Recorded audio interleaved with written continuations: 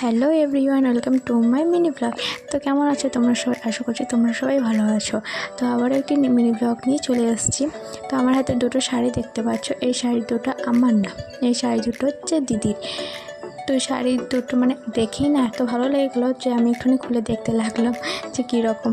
আর সব থেকে আমার শাড়িটা দুটো শাড়িই ভালো লাগছে। তো তার মধ্যে কালো শাড়িটা ভালো লাগে, কারণ কালো শাড়ি না, কালোর প্রতি না কেন জানি না এত মানে মন হয় যেন কালো দেখলেই মনে হয় যেন নিয়ে নিই, তাতে কালো জামাই হোক আর কালো শাড়িই হোক। তো তো আমার সব থেকে কালো শাড়িটা ভালো লাগলো। আর তোমাদের কোন শাড়িটা ভালো লাগছে একটুখানি কমেন্টে জানিও।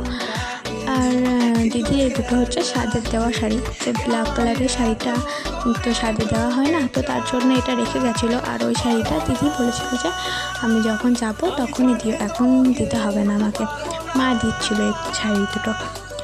তো এইটাই হচ্ছে। তো শাড়ি এত শাড়ি